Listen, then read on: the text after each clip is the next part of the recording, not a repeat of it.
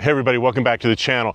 This is the new Callaway Opus SP wedge, the next generation of the Opus wedges from Callaway, and underneath the hood, there is a secret lying inside of this wedge that Callaway feels is going to be the key to helping you create a better trajectory and generating more spin. So unlike most wedges, which are going to be cast, which means you're taking liquid metal and pouring it into a mold, cracking it open, and then cleaning up the wedge that basically is produced by that process, these wedges are made with two different pieces. You see, what you've got here is a 1025 carbon steel face that's been attached to an 8620 carbon steel body. Now, why would you want to have a two-piece construction in a wedge? Well, if you go underneath this faceplate here, you'll notice that there is going to be a large opened up area, a pocket inside the wedge. Now, Callaway is calling this a spin pocket. According to Callaway, the spin pocket is going to be removing weight from low in the wedge, just above the sole, and allowing its designers and engineers to have more discretionary weight where they can position up higher in the wedge. And that's going to elevate the center of gravity location. You see, in irons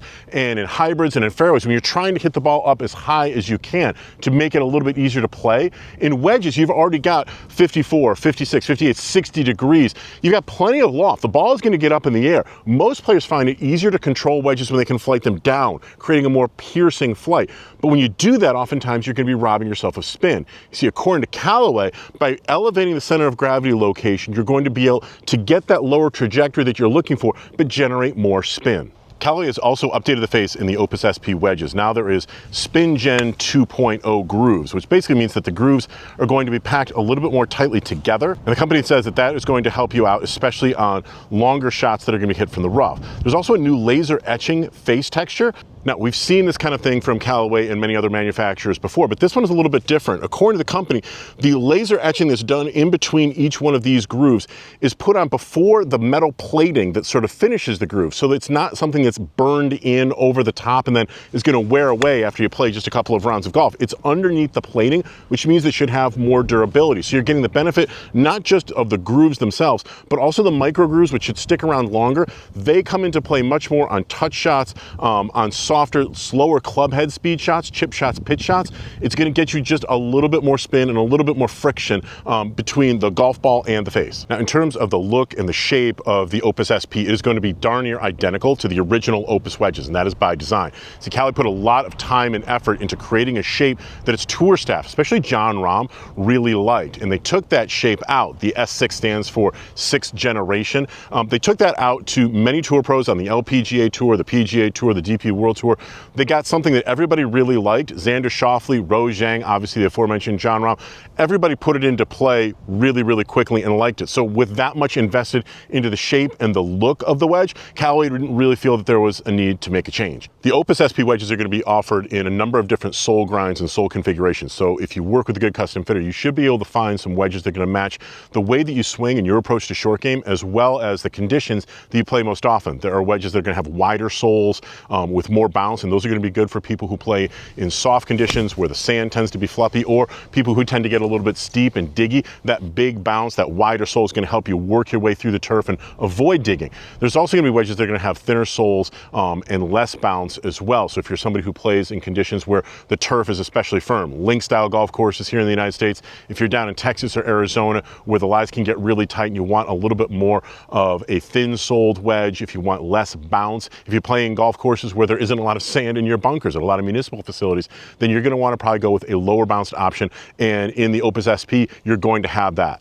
So Callaway made a couple of Opus SP wedges available to me. I was able to take them here to the short game area at TPC River Highlands, home of the Travelers Championship, which is relatively close to my house. And here are my initial thoughts and feelings about Opus SP. Number one, I was wondering what a two-piece wedge was going to feel like, if it was going to feel different, knowing that there was going to be a spin pocket underneath the face.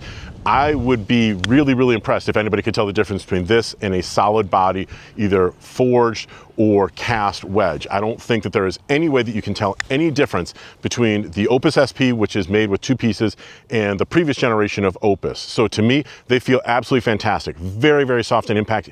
the best compliment that I can give a wedge when it comes to feel, it's as if the ball stays on the face for a prolonged period of time. It has a great, what I refer to as dwell time. And I got that with the Opus SP. Partial shots, chip shots, soft pitch shots, it felt like the ball was sitting on the face for an extended period of time and then it would come off. Did I generate a lot of spin? To be honest with you, Callaway made a 60 C-grind wedge available to me, which I was using around here, hitting various shots with it. It's not a wedge that I use a whole lot, to be honest with you, with my 10 handicap game on relatively short chip shots because I would rather run the ball up. But I did notice that a lot of times the ball would hop once and bounce up quite a bit. And that is an indication that I was generating quite a bit of spin to be able to vary the trajectory of shots, to hit them high, to hit them low. It really comes down to your skill factor, making sure that you get custom fit into wedges that are going to fit the way that you swing the club and the turf conditions that you're going to be facing most often. When it came to bunker shots, I loved this wide sole in this C-grind. There's a little bit of leading edge wear down here. Obviously, I've got plenty of sole width in the C-grind, and it really seems to flow through the sand wonderfully. So this is one of my favorite type of grinds, this sort of C with a little bit of heel relief, a little bit of toe relief. I find it's a really, really versatile design. But again, if you're someone who's relatively new to golf, if you're an inexperienced player, I might not recommend getting into a 58 or 60 degree wedge. My personal feeling is that if you're somebody who struggles to break 100, or if you're shooting in the mid 90s and above, that you probably want to top off at about 56 degrees. That's going to be plenty of loft for the average player who's new to the game. Now the Opus SP comes in a chrome finish as well as this dark finish as well. And I got to tell you, the dark finish is really, really dark. It does an excellent job of reducing glare. I wish that Callaway had made this particular wedge with the dark finish available with a dark shaft. It's a little bit jarring, the contrast between the chrome of the steel shaft here and then this really, really dark finish. That's a personal preference of mine, but I do find it visually a little bit jarring. Obviously, since I just got it, I really can't tell you about the durability of this finish. A lot of times if you're going to be playing with a sand wedge or a lob wedge, something that's going to get a lot of turf interaction, a lot of sand interaction, these types of finishes tend to wear, and a lot of people don't like that. So I really can't speak to the durability of this finish. It's going to be something you're going to want to talk to a custom fitter about, and if it's something that bothers you, you're going to probably want to stick with the standard chrome. So I think that's probably just about everything you're going to need to know about the Callaway Opus SP wedges. But if you do have a question, if you do have a comment, please feel free to drop into the comment area below. I do try and monitor my comments and answer as many questions as I possibly can. If you have any questions about wedges or golf equipment in general, I'm here to be a resource for you, and I really want to help you make sure that you get the best gear in your bag that you possibly can. So ask me anything that you like. If you did get some good information out of this video, it would be really helpful to me and to my channel if you would smash that like button as well as subscribe. It really helps me out tremendously. Thanks very much for joining me, and I look forward to seeing you again really soon.